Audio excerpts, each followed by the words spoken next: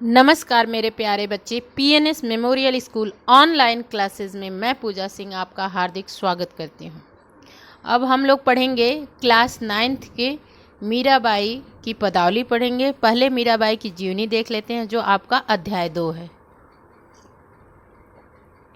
पहले कवयित्री की जीवन संक्षिप्त परिचय देखते हैं। इनका जन्म जो था 1498 ईस्वी में हुआ था। मृत्यु जो है इनकी 1546 ईस्वी में, और जन्म स्थान चौकड़ी मेवाड़ राजस्थान में। और इनके पिता का नाम रत्न सिंह, पति का नाम भोजराज, और भाषा इनकी ब्रज भाषा। इन्होंने जो पदावली लिखी वो ब्रज भाषा में लिखी। अब इनका हम लोग फटाफट जीवन परिचय देख लेते हैं। जीवन परिचय, ये जोधपुर के संस्थापक राव जोधा जी की प्रपौत्री, जोधपुर नरेश राजा रत्न सिंह की पुत्री और भगवान कृष्ण के प्रेम में दीवानी मीराबाई का जन्म राजस्थान के चौकड़ी नामक ग्राम में सन 1498 ईस्वी में हुआ था। बचपन में ही माता का निधन हो जाने के कारण ये अपने पितामह राव दूधा जी के पास रहती थीं और प्रारंभिक शिक्षा भी उन्हीं के पास रहकर प्राप्त की थी। राव दूधा जी बड़े ही धार्मिक एवं उदार प्रवृत्ति के थे, जिनका प्रभाव मीरा के जीवन पर पूर्ण रूपेण से पड़ा था। 8 वर्ष की उम्र में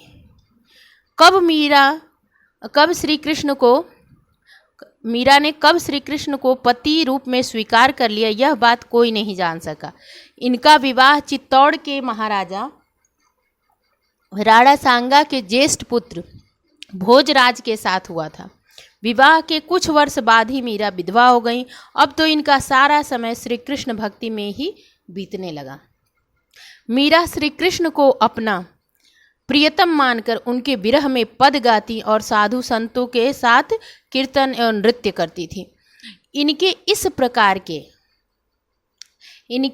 प्रकार के व्यवहार ने परिवार के लोगों को रुष्ट कर दिया और उन्होंने मीरा की हत्या करने का कई बार असफल प्रयास किया।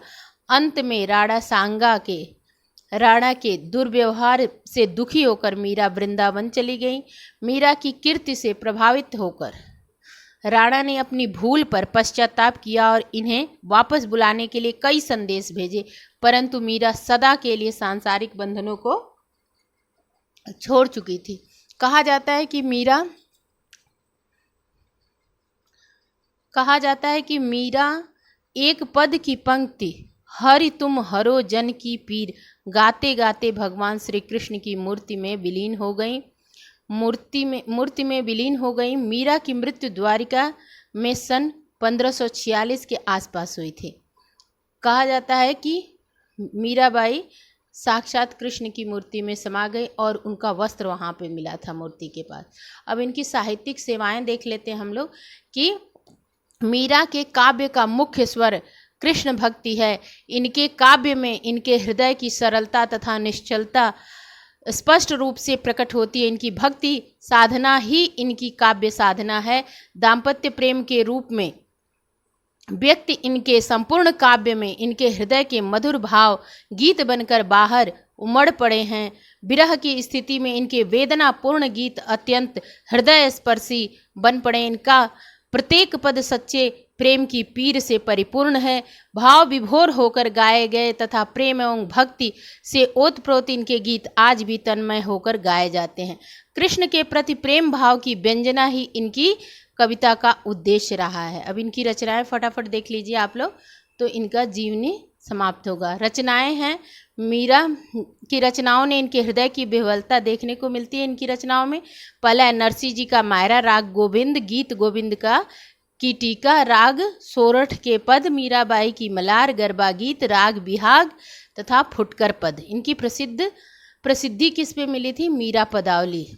इनकी भाषा शैली, मीरा ने ब्रज भाषा को अपनाकर अपने गीतों की रचना की। इनके द्वारा प्रयुक्त इस भाषा पर राजस्थानी, गुजराती एवं पंजाबी भाषा की स्पष्ट छाप परिलक्षित होती है।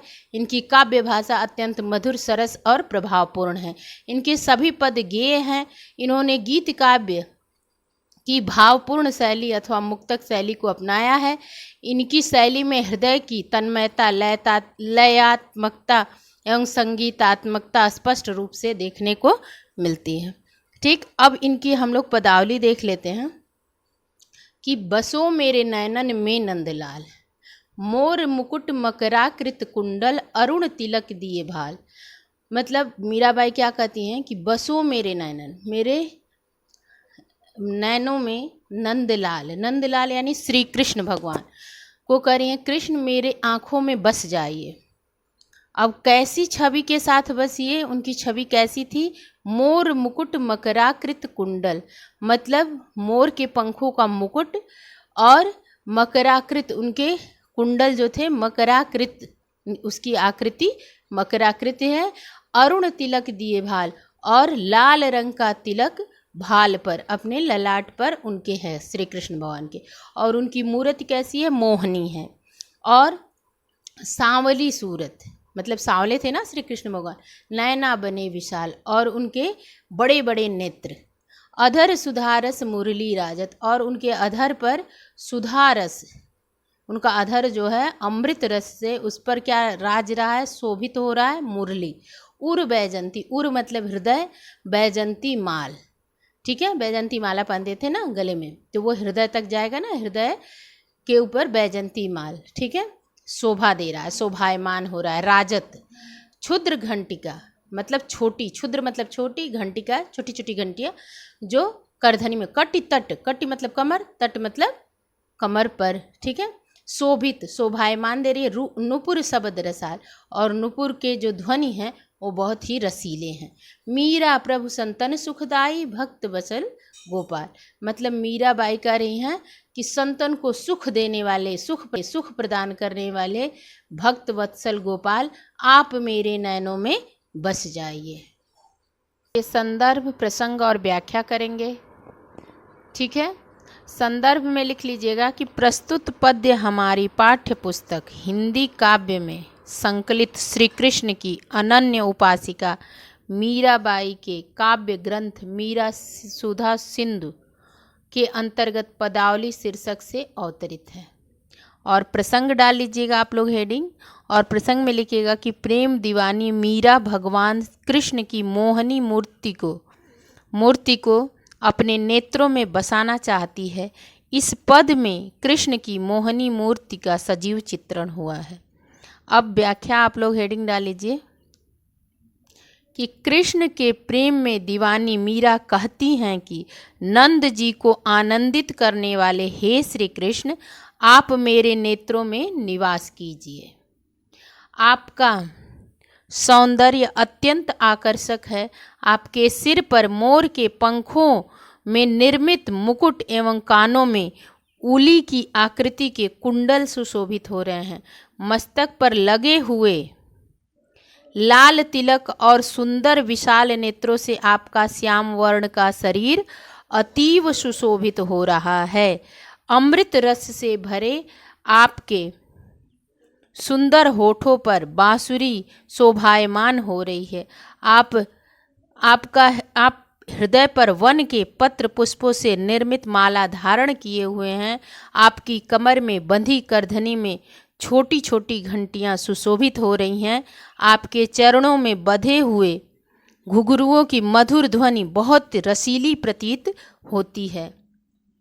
हे प्रभु, आप सज्जनों को सुख देने वाले, भक्तों से प्यार करने वाले और अनुपम सुंदर हैं। आप मेरे नेत्रों में बस जाओ। अब काव्य सौंदर्य हेडिंग डाल लीजिए आप लोग कि यहाँ भगवान कृष्ण की मनमोहक छवि का परंपरागत वर्णन किया गया है। भाषा कैसी है? सुमधुर ब्रज शैली, मुक्तक काव्य की पद शैली है। छंद संगीतात्मक गेय पद है। रस भक्ति रस एवं शांत रस है। अलंकार कौन सा? अनुप्रास अलंकार। अनुप्रास अलंकार क्लास 9th में भी। हमारा अगला पद क्या कह रहा है मीराबाई के पदावली से कि पायो जी मैं तो राम रतन धन पायो, वस्तु अमोलक दी मेरे सतगुरु, कृपा कर अपनायो, जन्म जन्म की पूजी पाई, जग में सभी खोआयो, आ खर्चे नहीं कोई चोर न लेवे, दिन दिन बढ़त सवायो, मन सत की नाव खेवटिया सतगुरु, भव सागर तर आयो, मीरा के प्रभु गिरधर नागर, हरख हरख जस गायो। अब यहाँ मीराबाई क्या कह रही हैं कि पायो जी मैं तो, मतलब मैं तो राम नाम का यानी कृष्ण नाम का, वो कृष्ण का ही जप करती थी, तो ये जो राम रतन धन पायो, ये रत्न, ये धन, ये दौलत जो मुझे मिला रत्न, वो अमूल्य है, अमूलक है। ऐसी अमूल्य वस्तु मेरे गुरु ने दी, सतगुरु ने, उनके गुरु ने, कि कृपा कर अपनाया, और इन्होंने कृपा करके, दया करके इसको अपनाया, नाम जप को अपनाया। ठीक है। ये नाम जप कैसा था? जो अमूलक वस्तु थी कि जन्म जन्म की पूंजी पाई। कई जन्मों के पुण्य कर्म हमारे होते हैं, तब हमारा भक्ति में मन लगता है, नाम जप में मन लगता है। और जग में जो कि सभी लोग इसको धन नहीं समझते हैं ना, तो खोआयो खर्चे नहीं, ये खर्चा नहीं होता है। ठीक ना। जैसे 100 बार नाम जप किए और 100 रुपया रखे हैं तो 100 रुपया आपका ख़त्म हो जाएगा, लेकिन नाम जप आपका नहीं ख़त्म होगा, उसके आगे और बढ़ता ही जाएगा। और इसको कोई चोर चुरा भी नहीं सकता, चोर न लेवे। वो 100 रुपये की नोट आपका चोर उठा सकता है, लेकिन वो जो नाम जप किए वो पूंजी आपका कोई चोर नहीं। दिन दिन बढ़त सवायो, 100 रुपये से आप खर्च कर देंगे, लेकिन वो जो नाम जप है वो दिन पर दिन बढ़ता जाएगा, क्योंकि हर दिन आप जप करेंगे तो वो धन आपका दिन प्रतिदिन ऐसा संचित धन होगा जो कई जन्मों की पूंजी के बाद ऐसा मिलता है जो नाम जप करता है। ठीक है। सत्य की यानी सत्य की नाव खेवटिया सतगुरु, मतलब ये जो नाम है ना, ये भव सागर से पार करने वाली ऐसी केवट, ठीक, जो मेरे गुरु ने दी है, वो भव सागर। भव सागर किसको कहते हैं? ये जो सुख दुख रूपी ये जीवन है, ठीक, इसको पार करने के लिए नाम जप ही, नाम जप की नाव पे बैठ के इस पार से उस पार हम जाएंगे। और ये संसार सागर, भव सागर मतलब संसार सागर, और संसार सागर से तर जाएंगे। ठीक है। मीरा के प्रभु, मीराबाई के कौन प्रभु थे? गिरधर नागर। गिरधर नागर किसको कहा जाता है? श्री कृष्ण भगवान को, जो गिर पर्वत धारण किए थे। और गिरधर नागर हरख हरख मतलब हर्ष के सहित वो जस उनका गाएंगी। ठीक है। तो हम लोग इसका सब संदर्भ प्रसंग व्याख्या कर लेते हैं। ठीक है। हम लोग इसके संदर्भ प्रसंग व्याख्या हेडिंग डालने के बाद इसका अर्थ तो आप सब लोग को समझ में आ ही गया होगा कि ये ऐसी पूंजी है जो कभी खर्च नहीं हो सकती, चोर चुरा नहीं सकता। और इस संसार रूपी सागर से पार करने के लिए मीराबाई कहती हैं कि गिरधर नागर श्री कृष्ण भगवान जो हैं ही एकमात्र मेरे स्वामी हैं, और मैं प्रसन्न होकर इनका गुणगान करूंगी। तो संदर्भ हेडिंग डालिए फटाफट, संदर्भ प्रसंग और व्याख्या। ठीक है। संदर्भ डालिए, प्रस्तुत पद्य हमारी पाठ्य पुस्तक हिंदी काव्य में संकलित श्री कृष्ण की अनन्य उपासिका मीराबाई के काव्य ग्रंथ मीरा सुधा सिंधु के अंतर्गत पदावली शीर्षक से अवतरित है। और प्रसंग डालिए, प्रस्तुत पद में मीराबाई भगवान राम के नाम के महत्व की चर्चा करते हुए कहती हैं कि क्या कहती हैं वो आप लोग को व्याख्या में पता चलेगा। व्याख्या हेडिंग डालिए, मैंने भगवान के नाम रूपी रत्न संपदा को प्राप्त कर लिया है। मेरे सच्चे गुरु ने यह अमूल्य वस्तु मुझ पर दया करके मुझे प्रदान की थी, मैंने उसे अंगीकार किया था। इस प्रकार मैंने गुरु दीक्षा के कारण, एक शिक्षा गुरु होते हैं, एक दीक्षा गुरु होते हैं। शिक्षा गुरु जो हमारे शिक्षक हैं, जो हमको शिक्षा देते हैं, और एक उम्र के बाद हम दीक्षा लेते हैं। दीक्षा एक मंत्र, एक नाम का लेते हैं जिसका हम जप करते हैं। ठीक। तो मैंने दीक्षा, गुरु दीक्षा के कारण कई जन्मों की संचित पूंजी पुण्य फल प्राप्त कर ली, और संसार की सारी मोह मायाओं का त्याग कर दिया। यह राम नाम की पूंजी ऐसी विचित्र है कि यह खर्च करने पर भी कम नहीं होती, और न इसे चोर ही चुरा सकते हैं। इसको जब हम खर्च करेंगे तो और बढ़ेगा, और नाम जप करेंगे और बढ़ेगा। ठीक है। न इसे चोर ही चुरा सकते हैं, ही कर लीजिएगा। यह प्रतिदिन अधिक होती जाती है, मैंने इसी सत्य नाम यानी ईश्वर के नाम को, जो केवल बोला जाता है ना मरने के समय सब लोग बोलते हैं राम नाम सत्य है, लेकिन पूरे जीवन समझ में नहीं आता कि राम नाम ही सत्य है। ठीक, तो सत्य नाम कौन है? ईश्वर का नाम। रूपी नौका पर सवार होकर जिसके केवट मेरे सच्चे गुरु हैं, संसार रूपी सागर को पार कर लिया है। अंत में मीराबाई कहती हैं कि गिरधर नागर श्री कृष्ण भगवान ही एकमात्र मेरे स्वामी हैं, मैं प्रसन्न होकर उनका गुणगान कर रही हूँ। काव्य सौंदर्य हेडिंग डाल लीजिए आप लोग कि इस पद में भक्तिकालीन कवियों की परंपरा के अनुसार भगवान के नाम के महत्व को बतलाया गया है। मीरा कृष्ण की उपासिका है, किंतु यहाँ राम रतन धन की चर्चा हुई है। यहाँ राम का तात्पर्य घट घट व्यापी राम से है। ठीक, अलंकार कौन सा है? अनुप्रास भी है और रूपक भी है। अनुप्रास क्लास 9th में है, रूपक 10th में है। ठीक, भाषा राजस्थानी मिश्रित ब्रज है, शैली मुक्तक है, छंद गेय पद है, रस शांत और भक्ति है। ठीक, धन्यवाद। मिलते हैं अगले पद पे मीराबाई की पदावली के अगले पद के साथ। धन्यवाद।